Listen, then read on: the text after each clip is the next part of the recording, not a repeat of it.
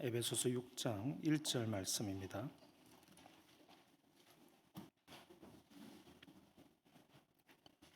에베소서 6장 1절에서부터 3절 말씀까지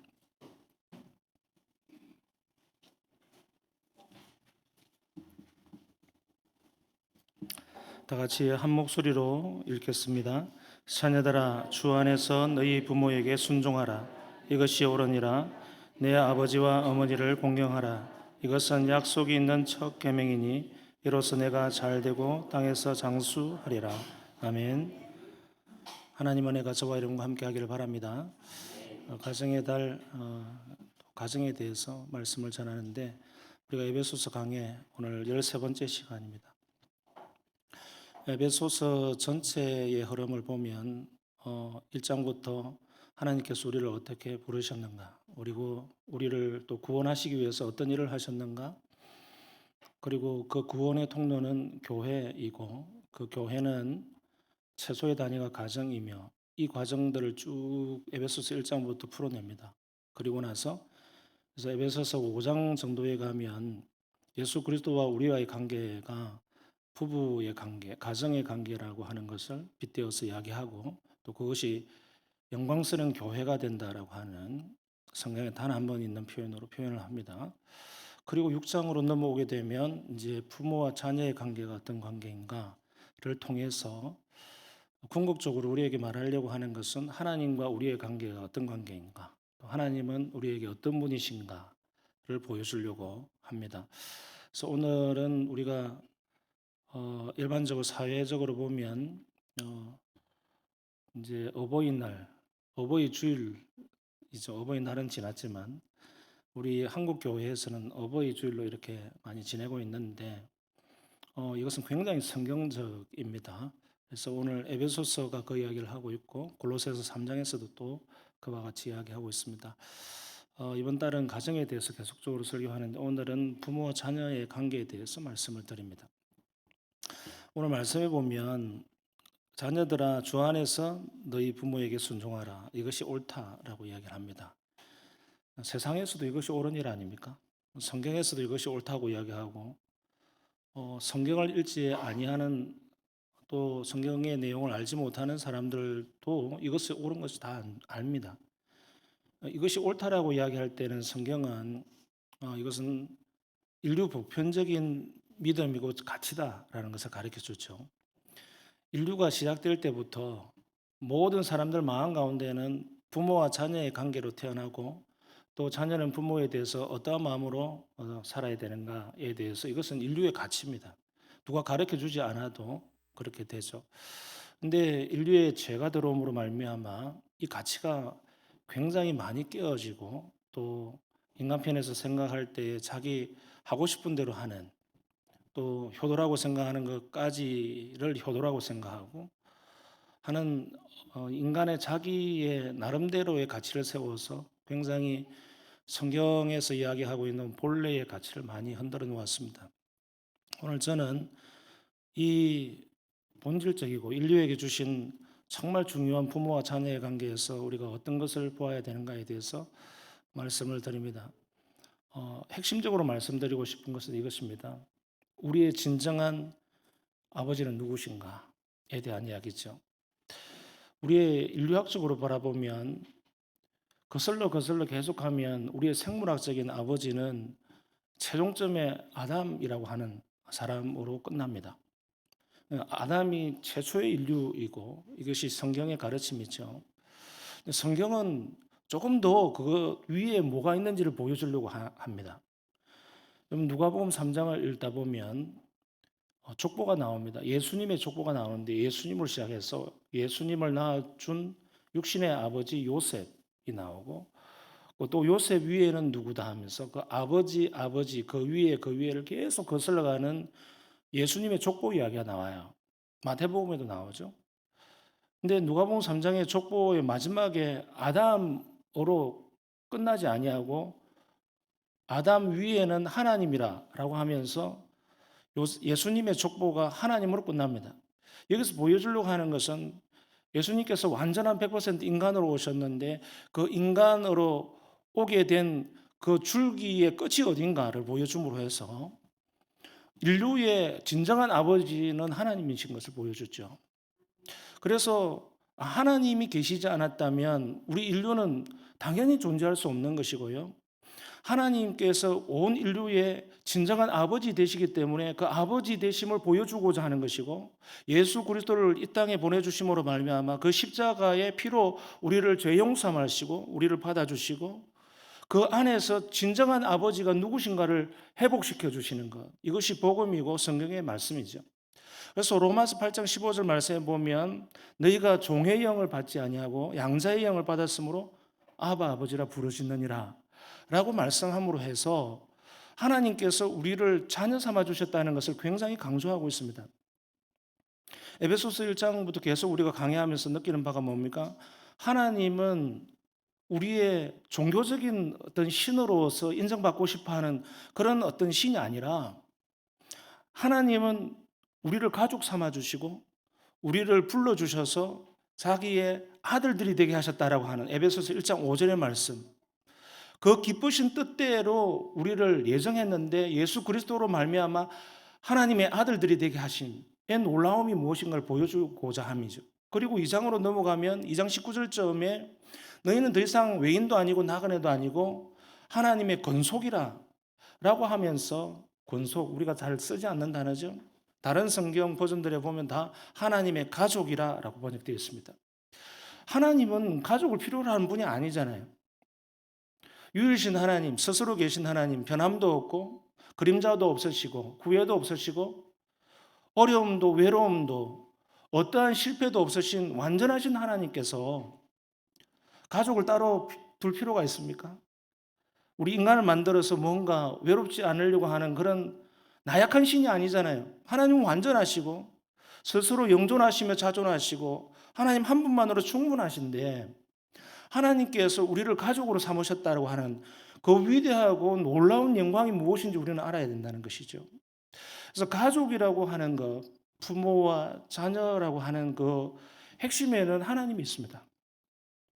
하나님을 빼놓고는 온전한 가족이 될 수가 없고, 하나님을 소위 말해서 우리가 제껴두고 부모와 자식 간에 아무리 노력하려고 해도 우리는 계속 실패함을 본다는 것이죠. 하나님께서 우리에게 주신 은혜가 뭡니까? 하나님이 최종적인 아버지가 되시고 그 아버지로 말미암아 아담이 탄생하고 또 하와가 탄생하고 인류 최초의 육신의 부모가 탄생함으로 해서 그 육신의 부모를 통해서 또 생육하는 방식으로 자녀가 탄생하게 합니다. 이 신비로움이 있지 않습니까? 하나님은 인류 최초의 인간을 남녀라고 하는 두 명만 창조하셨어요. 그 다음에는 하나님이 직접 창조하는 방식으로 하지 아니하고 창세기 1장 28절에 주신 것처럼 너는 생육하고 번성해라 라고 하는 이 지상의 아주 아름다운 문화 명령을 주심으로 해서 제가 들어오기 이전부터 이미 부모가 자녀를 낳을 것이라고 하는 그 생육의 시스템을 인류에게 주셨어요. 그러니까 하나님은 아담과 하와에게 인류의 아비와 어미가 되게 하는 모든 책임감과 권위를 다 심어주셨다는 겁니다. 그러고 난 다음에 하나님은 그냥 가만 계시는 것처럼 보이죠, 겉으로는. 그러고 나서 하나님은 진정한 아버지는 나야 라고 하는 것을 드문드문 보여주시는 거예요. 어떻게 해요? 인간의 실패를 통해서. 아담과 하와가 실패하지 않습니까? 죄를 지어서 형편없이 됩니다. 출산도 고귀하고 아름다운 것이고 정말 생명의 탄생이 생육하고 번성하라, 죄를 짓기 전에는 그것이 너무나도 고통이 없는 아름다운 출산일 뻔했는데, 죄가 들어옴으로 말미암아 하나님은 저주를 주시잖아요. 여자가 잉태하는 고통을 받을 것이다. 그러니까 제가 그런 생각을 한번 해봐요. 우리나라 출산율이 지금 세계 최저 아닙니까? 우리나라는 정말 조만간 소멸 국가에서 완전히 진짜 헤어날 수 없는 구렁텅이를 거의 지금 입구까지 와 있는데, 우리가 죄를 짓지 아니하고 출산의 고통이 없었다면 출산율이 올라가지 않았을까? 이런 생각도 한번 해봅니다. 이것이 너무나도 고귀하고 생명을 얻는 것이 한 가정에 얼마나 큰 기쁨입니까? 근데 출산의 고통이라는 것을 통해서, 아픔을 통해서 낳은 자녀가 부모의 마음이 들지 않습니다. 부모가 생각하는 그 자녀의 바람에 자녀는 미치지 못합니다. 최초의 자녀가 그러지 않았습니까? 가인과 아벨이 하나님의 제사에 드리는 그 방식과 받아들임을 통해서 그 속에서 굉장히 마음의 수치심이 일어나고 내가 죽여야지 하는 그 마음들이 최초의 형제로부터 일어납니다. 그리고 가인이 동생을 죽이게 되죠. 여러분, 성경은 신기하게도 이 인류 최초의 비극, 살인 사건으로 최초의 형제 두 명 중에 한 명이 죽어버리는 이 사건에 대해서 다룰 때 부모의 심경이 어땠는지 전혀 나타나지를 않습니다. 그리고 아담과 하와가 그 가인을 어떻게 대했는지 라는 어떤 일반적인 가정에서 일어날 만한 그런 것들을 전혀 기록하지 않아요. 우리가 뭐 기계적으로 볼 필요는 없어요. 아담과 하와가 다시는 뭐 가인을 보지 않았더라 이런 측면이 아니에요. 우리가 상상해 볼 수 있지 않습니까? 여러분의 자녀를 잃어버린 사람들이 있을 겁니다. 저도 제 집안에 있어요. 우리의 작은 누나가 제가 태어나기 전에 사고로 이렇게 먼저 갔어요. 3살 때. 제가 얼마 전에도 불과 며칠 전이에요. 어버이날이 돼서 부모님과 이렇게 식사를 하면서 아버지에게 집에 가서 개인적으로 물어봤어요. 아버지. 어떤 이야기를 하다가 그런 이야기가 나왔어요. 갑자기 나왔어요. 그러니까 그 이야기가 자연스럽게 그냥 나왔는데 그 생각만 하면 어, 아버지는 할 말이 없다는 거예요. 계속 내가 죄인이다. 내가 그때 그러지 않았으면 하면서 눈시울이 막 붉어지는 것을 보게 됩니다. 부모로서 굉장한 죄책감을 가지고 평생을 사신 것이죠. 부모로서의 자녀에 대한 책임을 져야 되는데 그 책임을 지지 못한 데 대한 죄책감이 그 실패를 통해서 부모의 마음은 오갈 데가 없는 것이죠. 부모의 마음은 누가 잡아줍니까? 자녀가 잡아주지도 못하고 이미 돌아가신 부모님이 자녀를 안아주지도 못하고 외로운 부모의 마음 가운데에 결국 그 허한 마음과 위로받아야 될 그 모든 마음 가운데 위로해 주시는 하나님밖에 없다는 것을 발견하게 되더라고요. 결국 내가 하나님 앞에 죄를 지었다. 이렇게 고백하면서 스스로를 돌아보는 그런 아버지의 모습을 보게 되었습니다. 자녀를 잃어버렸다라고 하는 것은 굉장히 큰 것 아닙니까? 아담과 하와가 첫 부모로서 그들이 당했던 것은 지독스러운 것이고 굉장히 비극적인 것이고 처음 겪는 어려움이었습니다. 어디 교과서에서 배워본 적도 없고 당해본 적도 없고 옆집 사람으로부터 보고 배운 것도 없는 인류 최초의 가정에서 일어난 그 비극을 통해서 아담과 하와는 굉장히 큰 상처를 받았겠죠. 그때에 그들이 회복하는 과정을 어떻게 성경은 묘사하느냐 하면 창세기 4장 말미에 이렇게 이야기해요. 하나님께서 죽은 아벨 대신에 다른 씨를 주셨다라고 기록함으로 해서 창세기 4장이 마감이 됩니다.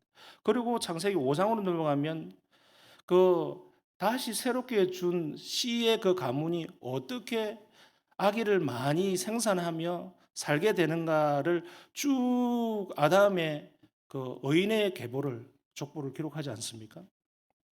하나님께서 그 부모로서의 일종의 실패한 자녀 교육에 실패했다고 보는 교육학적으로 보면 그 실패로 찢어지고 마음 아파하는 아담과 하와의 가정에 하나님은 새로운 의인의 가문에 씨를 주심으로 해서 위로하게 되는 것이죠.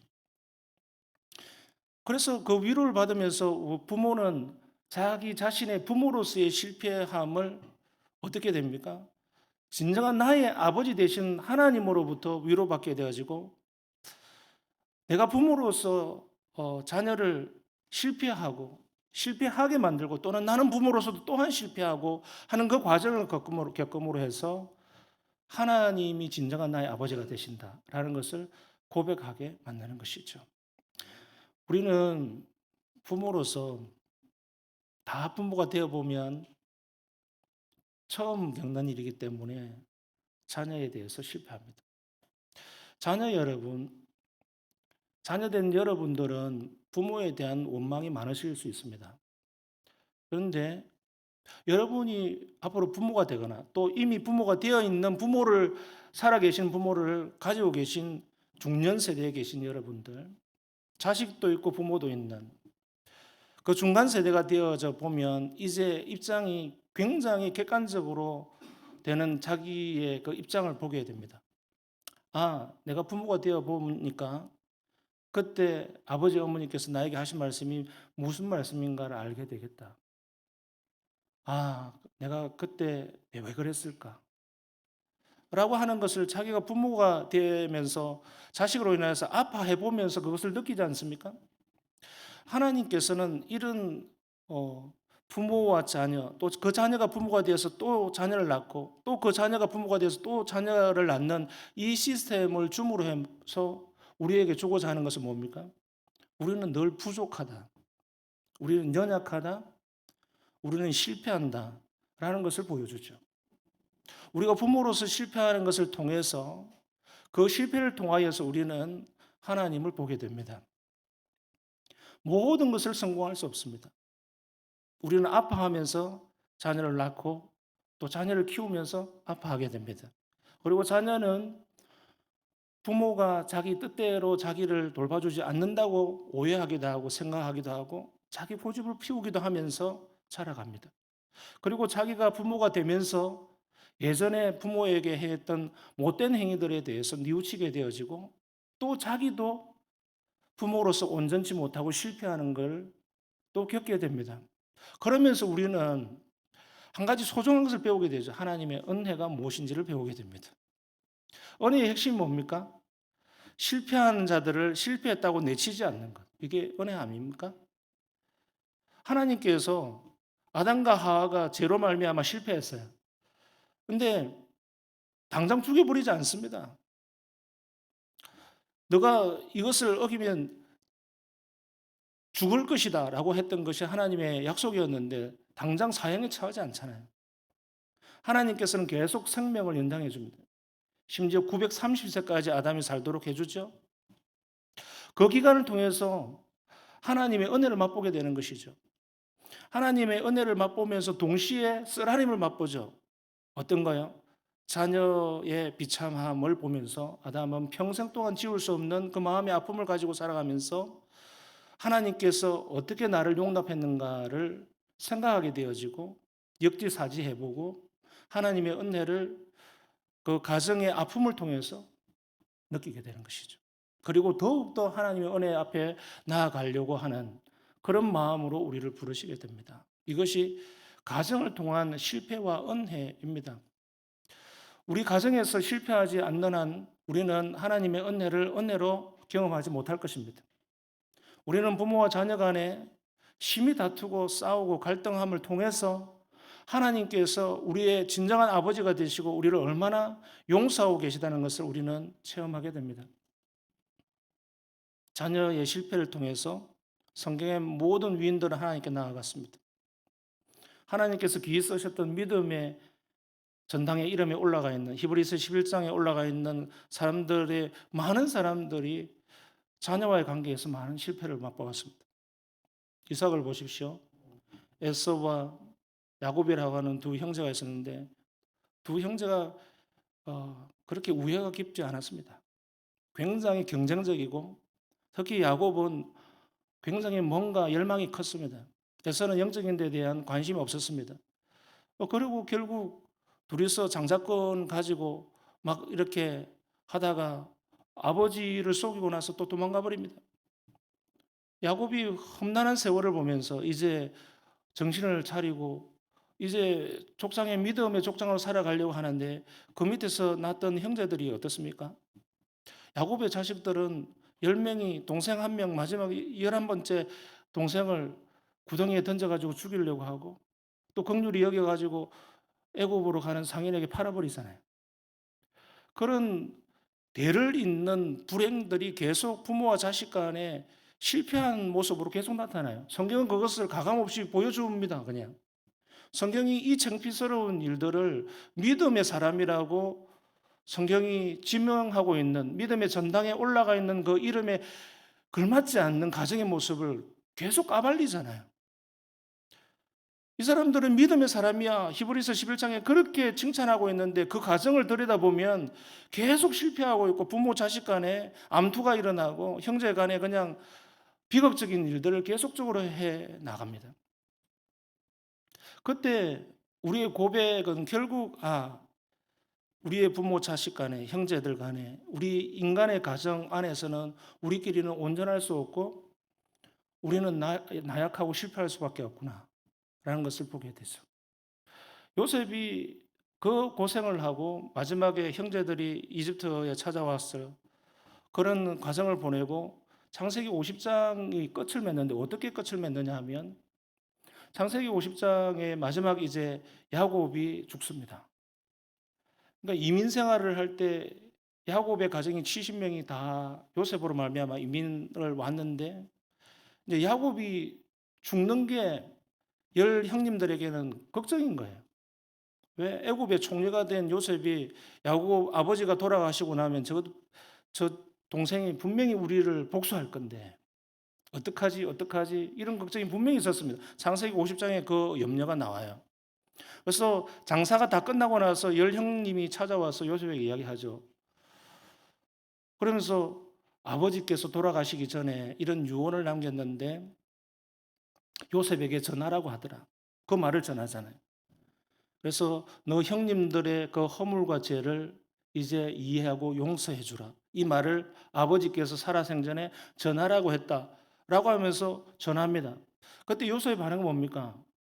울면서 이야기하죠. 아닙니다, 아닙니다, 형님들. 이것은 내가 어떻게 하나님을 대신할 수 있겠습니까? 그때 하나님을 대신할 수 없다라고 이야기합니다. 그래서 진정한 하나님께서 여기까지 오게 하신 것은 하나님의 은혜라고 표현을 할 때 이렇게 표현하죠. 당신들은 나를 해하려 하였지만은 하나님께서는 그것을 선으로 바꾸셔서 우리를 이렇게 인도해 주셨다고 고백하면서 그 다음 구절이 완전히 반전을 보여주죠. 요셉이 이렇게 이야기합니다. 내가 형님들의 자녀들까지 내가 기록했습니다. 이 이야기를 하잖아요. 하나님의 은혜의 역사가 가정에서 어떻게 일어난지를 창세기 마지막에서 그렇게 끝냅니다. 계속적으로 실패했던 부모와 자식 간에 또 형제들 간에 일어났던 가정의 여러 가지 불행의 요소들이 창세기에서 아름답게 그렇게 용서라고 하는 것으로 끝냅니다. 창세기가 용서로 끝나는 것을 통하여서 우리에게 보여주고자 하는 게 뭡니까? 하나님께서 그걸 통해서 위로하였더라라고 성경 기록합니다. 창세기 50장에 그렇게 되어 있어요. 위로하였더라. 우리의 가정에 일어나는 여러 가지 힘든 일, 어려운 일, 실패를 통해서 하나님은 우리를 위로하십니다. 하나님 외에는 위로가 없다고 하는 것을 우리는 배우게 됩니다. 자식이 공부를 잘 시켜놓으면 돈 잘 벌어서 부모에게 앞으로 효도시켜주고 집 한 채 사주고 이렇게 이것을 바라는 부모는 없겠지요. 그러나 그 반대로 해를 미기고 정말 그냥 평범하게만 살아주면 좋겠다 생각하는데 평범하게도 살아주지 못하는 정말 개망나니와 같은 자녀를 보면서 계속 아파하면서 우리는 위로받을 곳이 없어요. 누구로부터 위로받는? 이미 돌아가신 부모로부터 위로받을 수도 없고. 그때 하나님은 그 아픔의 과정을 통해서 하나님이 내가 너의 아버지가 돼. 내가 진정한 너의 부모야. 라고 하는 메시지를 통해서 우리에게 위로하시는 것이죠. 내가 진정한 부모가 되어서는 이 자식을 내가 키울 수가 없고 내 경험과 내 지식으로는 이 아이를 바로 선도할 수 있는 능력이 없다는 것을 우리는 계속적으로 고백하게 되어지죠. 그래서 우리는 눈물로 하나님께 나아가게 되어지고 그때 우리가 받는 위로는 뭡니까? 내가 너의 아버지이기도 하고 너 자녀의 아버지이기도 해 라고 하는 것들을 우리는 알게 되는 것이죠.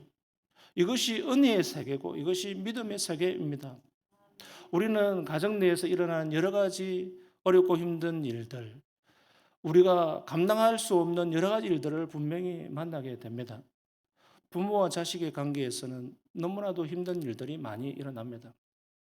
저는 우리 불신 사촌 형님들 가정에서 일어난 일들 보면 부모님의 그 땅을 빨리 받으려고 부모를 폭행하고, 그리고 부모가 돌아가시고 우리 가까운 친척으로부터 보게 됩니다. 아, 세상은 정말 비열하고 비참하구나. 제가 그 마음을 집어삼켰을 때에 부모 자식 간에 기본적으로 지켜야 될 도덕, 윤리 이딴 것은 다 필요가 없구나 라는 것을 우리는 세상을 통해서 보게 됩니다. 우리의 비참함이 죄로 말미암아 우리의 가정에 깊숙이 들어가서 부모와 자식 간에 일어나야 될 사랑의 기본적인 관계들이 다 깨어져 버립니다. 회복할 수 없는 가정이 너무 많습니다. 꼴도 보기 싫은 가정들이 얼마나 많고 앞으로 원수처럼 지내는 그런 가정들이 굉장히 많이 있습니다. 우리는 이러한 실패를 통하여서 한없이 낭망하고 한없이 자기를 비관하고 한없는 자기의 연약함을 보면서 결국 우리가 바라볼 것은 예수 그리스도, 하나님 아버지, 우리 아버지 되신 밖에 바라볼 수가 없는 것입니다. 우리의 온전한 아버지는 하나님이십니다. 하나님이 우리의 가정의 아버지가 되시고 그것을 통해서 우리는 하나님의 은혜를 보게 됩니다. 우리 가운데 하나님께서 우리에게 결론적으로 주시고자 하는 것은 무엇일까요? 우리의 가정은 하나님의 은혜로 만들어지고 있다는 것입니다. 은혜 아니고서는 우리의 가정은 온전할 수 없습니다. 그래서 이 메시지를 주시잖아요. 2절에 이것은 약속 있는 첫 계명이니. 이거는 뭐 신학적으로 뭐 성경적으로 뭐 굳이 해석할 필요가 없어요. 하나님께서 십계명에 우리 인류에게 주시는 이 도덕적 영원한 도덕법인 십계명을 주실 때에 두 돌판을 주시잖아요. 첫 돌판에는 하나님과 우리 사이, 그리고 두 번째 돌판에는 사람과 사람 사이의 약속들의 계명을 주십니다. 이 두 번째 계명이 바로 약속 있는 계명. 그 약속 있는 계명의 5계명이 첫 계명, 내 부모를 공경하라. 이 첫 번째 계명이라는 것이죠. 제일 처음에 두고 있다라고 하는 것은 굉장히 중요하다는 것이죠. 성경에 기록하고 있을 때 제일 앞에 나오는 이름, 맨 위에 있는 글귀, 이것은 굉장히 중요한 것이죠. 하나님께서 우리에게 주신 영원한 도덕법의 제일 위에 있는 두 번째 돌판의 제일 위에 있는 계명, 이 부모와 자녀의 관계의 이 계명은 너무나도 중요하다는 것이죠. 이 중요한 것을 너가 잘 이루어 나가고 잘 노력해 나가고 이것을 순종해 나갈 때 나는 너에게 약속을 준다. 그 약속이 바로 세 번째죠. 이로써 내가 잘 되고 땅에서 장수하리라. 여러분, 이것은 어떤 기계적인 기복주의나 우리에게 너 이거 잘하면 이거 줄게라고 하는 어떤 방정식을 이야기하는 것이 아닙니다. 우리가 그토록 받고 싶어하는 하늘의 신령한 복의 핵심에 이것이 있다고 하는 것이죠. 하나님께서 우리에게 주고자 하는 복의 통로의 첫 번째 계명에 부모에 대한 내가 어떻게 부모를 생각하고 어떻게 부모님을 대하고 있는가에 이 기준에서 하나님은 복을 주겠다라고 하는 중요한 통로로 삼겠다는 것이죠. 이것은 하나님께서 우리에게 주시는 약속입니다. 여러분, 진정한 복은 가정으로부터 일어납니다. 부모와 자녀의 관계에서 내가 부모를 향하여서 또 부모님 된 분들은 또 그 부모를 향하여서 또 반대로 앞으로 부모가 될 그 자녀를 향하여서 어떻게 축복하고 있는가? 얼마나 인내로 간용하고 있는가? 어떠한 넓이로 참아주고 축복하고 있는가? 또 자녀는 부모를 향하여서 원망하고 계속적으로 원망하다가 내가 깨닫게 되는 그 순간이 올 때에 부모님은 하나님께서 나에게 주신 눈에 보이는 하나님이구나 라는 것들을 느끼게 하는 것이죠. 그래서 천국에 가면 이제 눈에 보이는 아버지와 또는 부부 관계, 가정의 관계는 다 없어져 버리죠. 여러분, 사두개인이 와서 예수님께 묻잖아요. 7형제가 있는데 다 돌아가 버리면 남아있는 그 여자는 계대결혼이라고 하는 것이 있었죠. 형님이 돌아가면 그 밑에가 형수를 취하고 또 돌아가면은 그 밑에가 형수를 취하는 그 계대결혼법에 있어서 7명의 형제가 다 죽어버리고 한 명의 여자가 남았는데 나중에 이제 몸의 부활이 일어나면 사두개인들은 몸의 부활을 믿지 않으니까 공격하는 거죠. 몸의 부활이 일어날 그날이 오면은 그 사람은 누구의 아내가 됩니까? 이 질문을 하잖아요. 그때 예수님께서 이렇게 야단을 치죠. 너희들은 성경을 읽어보지도 않았느냐? 그때가 오면 몸의 부활 때가 오면 시집도 안 가고 장가도 안 가고 천사같이 되느니라 이렇게 해버립니다. 그 답에서 우리에게 주는 메시지의 중요한 교훈이 뭡니까? 천국으로 가서 우리가 몸의 부활을 입고 살아갈 때는 모두가 한 가족이 되어버리지, 그때는 우리의 부모와 자식, 또 자식과 또 자식들의 관계, 형제들의 관계 또는 부부의 관계로 만나는 것이 아니라 하나님이 우리의 신랑이 되시고 하나님이 우리의 아버지가 되신다는, 유일한 신랑과 유일한 아버지만 계시는 저 천국의 삶을 우리에게 보여주는 것 아닙니까?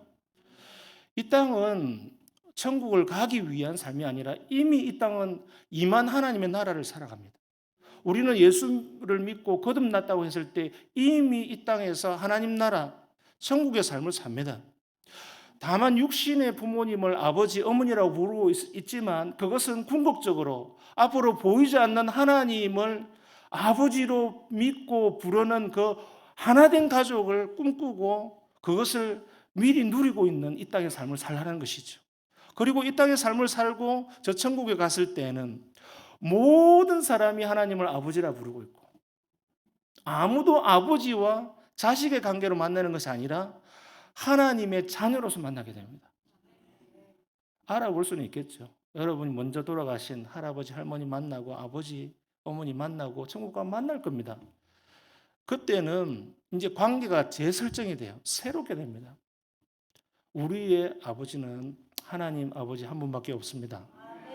여러분, 결론을 맺습니다. 여러분 가정에서 일어나는 모든 일들은 여러분이 책임지려고 하면 부모로서 실패합니다. 자녀도 마찬가지입니다. 여러분의 힘으로 살려면 모든 게 실패해요. 그러나 하나님 우리에게 주시는 메시지는 뭡니까? 예수 그리스도 안에서 너희들을 그의 아들들이 되게 하셨어요. 성령을 주셨기 때문에 너희가 하나님을 아바, 아버지라 부르신다니라. 이 메시지를 주심으로 해서 우리의 온전하고 완전한 하나님은 우리의 아버지가 되신다라는 것입니다. 우리의 아버지는 한 분 하나님이십니다. 그분은 우리를 실망시키지도 아니하시고 우리에게 영원한 안식이 되시며 우리에게 힘과 능력이 되시는 분입니다. 우리의 모든 문제를 해결해 주시는 분은 하나님 아버지밖에 없습니다. 그분만 믿고 나아가시는 저와 여러분의 가정 되기를 바랍니다. 다 같이 일어나셔서